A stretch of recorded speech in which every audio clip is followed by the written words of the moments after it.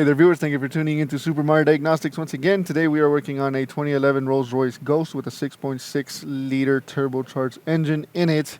And the customer's concern was that coming out of a gas station after filling up, they had a crank no start, but we're able to bring it to the shop right as soon as it happened.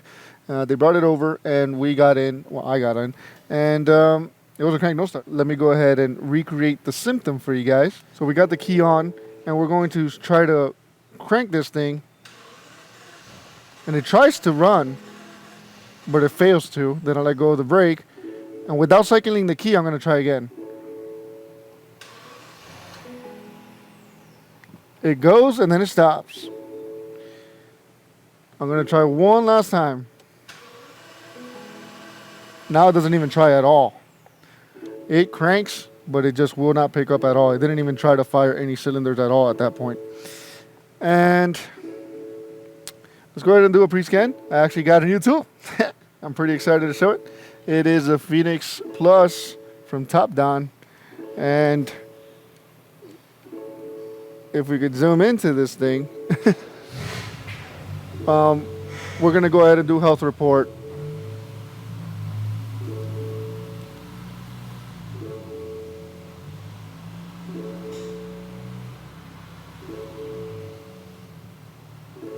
And that's pretty fast. Not too bad.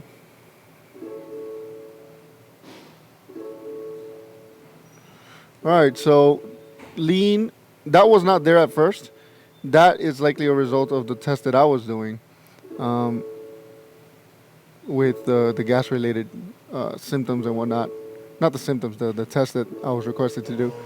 And we also have camshaft sensor 2 electric no signal and synchronization codes for that one, but I'm really concerned about no signal because if our camshaft position sensor was wigging out, it may, as a result, throw these synchronization codes. One might think that there's a timing issue, but this thing cranks nicely. I doubt that we have a timing issue here, but. That sensor, we're going to go ahead and see which sensor it is. Is it bank 2? It says inlet. It says inlet on there. So I'm hoping that the identification is correct. I do apologize for the amount of glare we got on this thing. So it does say inlet. So that's our intake camshaft sensor bank 2. Let's go ahead and find some service information on this thing.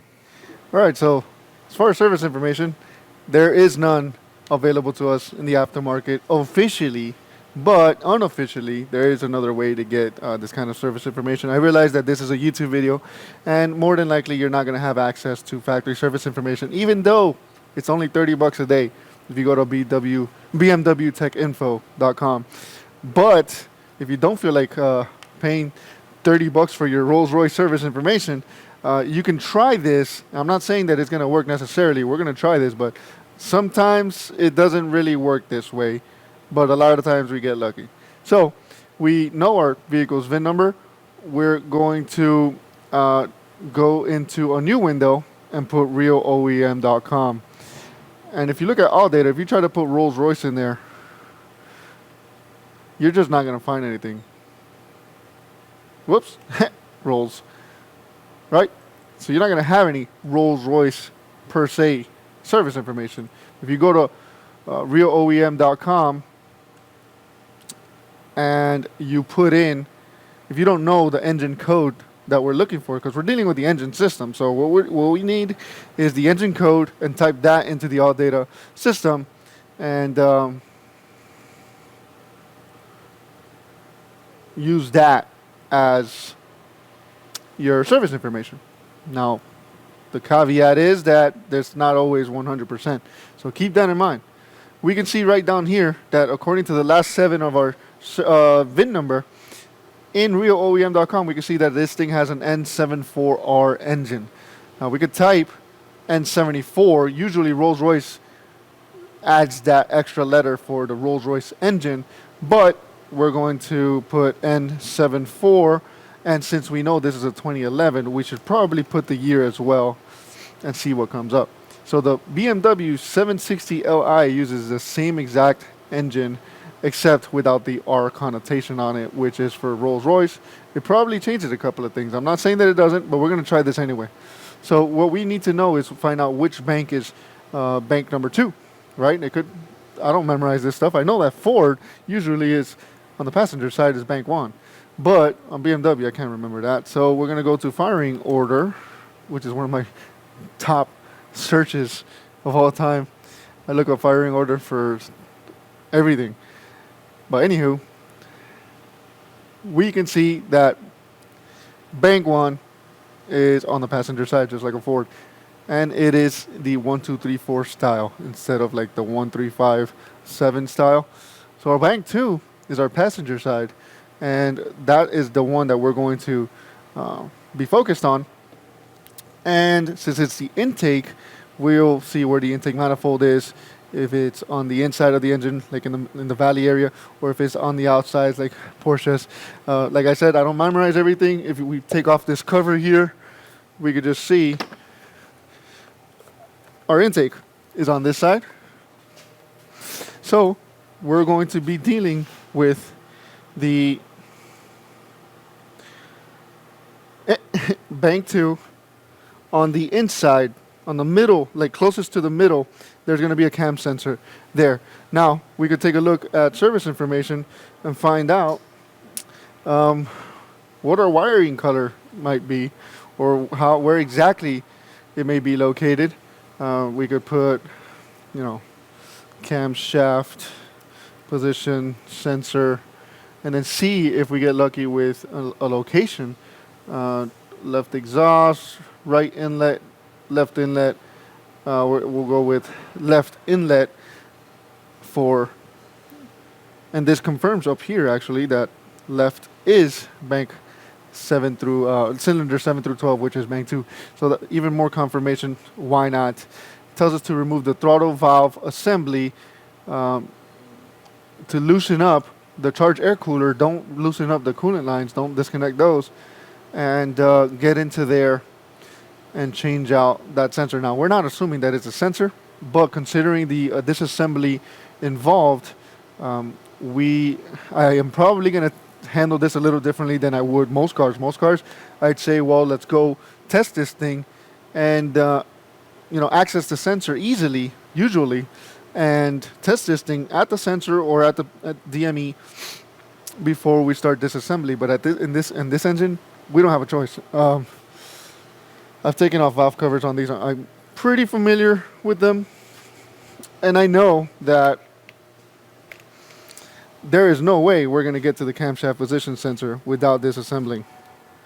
It is somewhere underneath that charge air cooler. You can't even get eyes on it, even if you were lucky.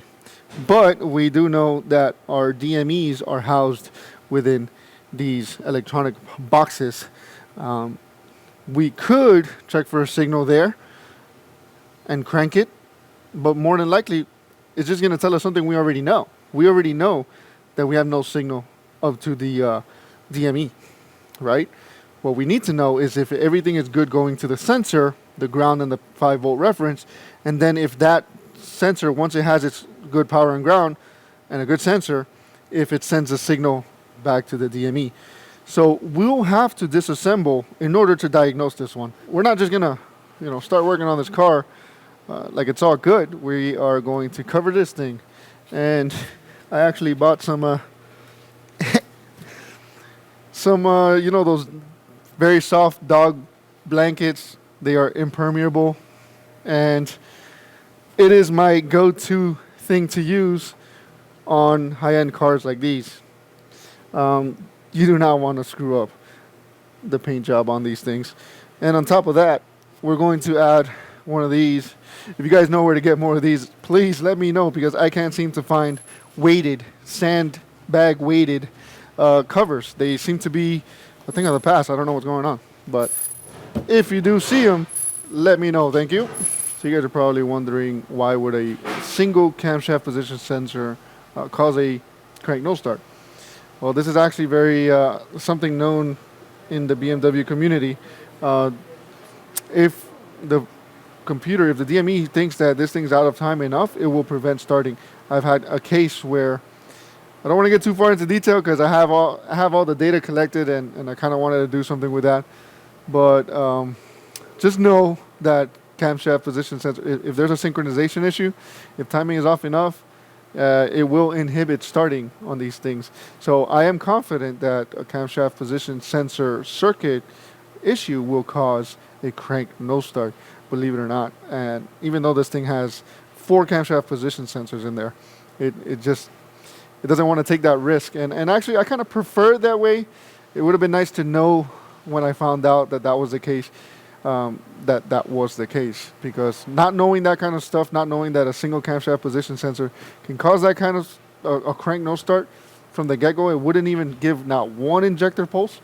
That would have been some really nice information to know. But now you guys know. And we'll see at the end of this video what ends up being the culprit. But I believe that we're on the right track with a single camshaft position sensor causing a crank no start. All right, so we've got our Picoscope hooked up, and our channel A is our blue channel, and that is hooked up to our signal with a good ground.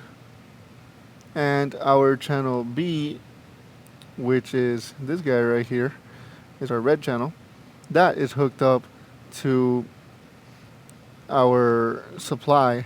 So red and green, according to the diagrams that we found there, red and green is our supply, and the ground to that is hooked up to our black and blue, which is the ground provided by the computer. Our red and green is a fused positive, according to the diagram. Our yellow is a signal back to the DME, and our black and blue is a ground provided by the DME as well. So remember, our supply, which is red, to the sensor, and our ground are all on the same channel. Our signal, which is our blue channel, has a known good ground. So if there's anything less than 12 volts on the red channel, then we will inspect further. But for now, we're just going to go ahead and crank it. Let's turn our key on first, see if our supply is good. I already tested my probes to make sure the equipment is good. And I do see 12 volts, so that means my ground has to be good, because if my ground wasn't good, we wouldn't be seeing the 12 volts there. Let's go ahead and crank this thing. Oh, and it wants to run. It wants to run, but the switching is not good.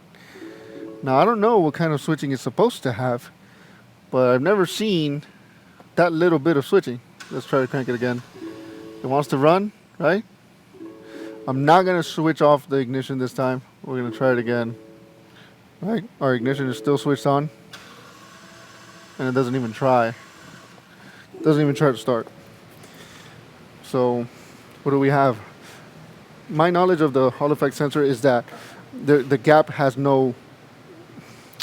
It's not like a permanent magnet where it's a direct correlation between the distance, the gap, and the voltage that it outputs. A Hall effect sensor is either all or nothing. So when there's a piece of metal coming right up to the sensor, you will have a grounded or a lower reference signal, and then when there's no metal in front of the sensor, you will have the higher reference, the higher voltage. So looking at this, we can see that our peak to peak isn't great on our signal. So do I think that the sensor's bad? Of course, I do think the sensor's bad. We've got a maximum of 600 millivolts. It is enough to try to get it started, but it doesn't want to start. This is classic bad sensor. I don't think it's a gap issue either, because this is not a a permanent magnet type sensor. So that's my train of thought on this. My reasoning behind why I see a smaller signal is some kind of magnetism issue with the Hall effect sensor. Let's go ahead and take this thing out. So we've got our sensor out. This is still our old sensor, and as you can see, when we put that piece of metal on there, the voltage drops, the signal drops. And this is what the computer sees. Let's go ahead and install the new one and do this same test and confirm the repair before we install it. So we've got our new sensor installed, well, not installed, but we have it connected, and as you can already see a difference. There's a 5-volt signal just resting there, and when we put our piece of metal, it drops down to ground. Easy way to check stuff, guys. Now, of course, anybody's gonna be like, oh, well, you're gonna just let the sensor on and call it a day. Well, you know what? Now I know for a fact that if I had to disassemble all kinds of stuff just to get to this sensor, and you just slap that sensor on, you don't even check, you don't see the before and after, you're not confirming the repair. We have documentation now on top of that. Then you put all that stuff back together just to find out that that's not your issue. That's gonna suck. Now, if we put all this back together, we see an obvious difference with the sensor. Does that mean that that's the only thing wrong? No, we don't know that. There could technically still be a wiring issue between the camshaft position sensor and the DME. But we saw an issue with the sensor, so we're going to replace the sensor. And if there's an issue running, well, we're just going to have to check the signal. Again, we already checked everything at the sensor. Everything's getting supplied to the sensor well, but we would have to check at the DME. That would be the next phase. Now, some would argue, yeah, you should just check it now, make sure you're getting the signal at the DME. We could, but it's the same thing. We saw a bad sensor. We've proven it. We're going to put it back together and try to run it. It's really the same thing. Now, what I don't agree with is just slapping the sensor on and just assuming that it'll fix it. We have to, you can have bad new parts, because if you didn't do any testing whatsoever, how can you prove that your new part is bad? That's an argument you're just gonna lose. Unless you have like trust, like your shop trusts you without a shadow of a doubt, then maybe. But if you don't have any proof, I could just go say, look, this is the signal we had before, this is the signal we have after. It's worse or it's better. You can prove yourself. But I digress. This is just a little small rant. My admonition to all of you to document everything so that when the time comes, you can back up your why you did what you did, right? So I'm explaining why I'm doing what I'm doing and why I'm not doing what I'm doing, just so that there's some parts to this that just fall under convenience. And I know some are gonna, you're not gonna like that, but it's the truth, you know. It just makes sense. We have easy access to the DME.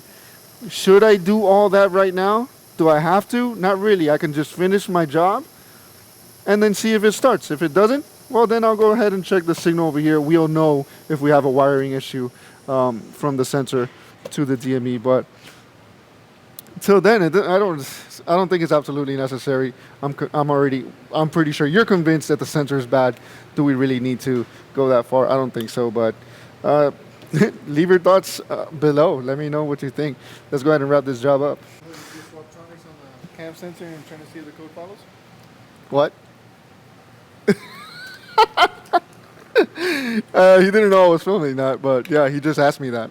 Is that what you're doing? No, that's not what I'm doing. I didn't swaptronic anything. And there's nothing wrong with that, guys. There's nothing wrong. I'm sorry, but there's nothing wrong with swapping sensors, from bank to bank. There's nothing wrong with that. What's wrong with some people is that they just throw the parts on it until, it's until you hit the jackpot, until it's fixed. And then the customer eats all of it, so it sucks. And due to negligence, I'm not talking about like those cars that really get you. I'm talking about sheer negligence, like lack of testing, absolute indifference. You're just racking up the points, so to speak. That's what we're up against. But what I was going to say when I was picking up the camera and hitting record, and my brother just, went ahead and threw that one on me, was be sure to remember that there is an O-ring on this thing.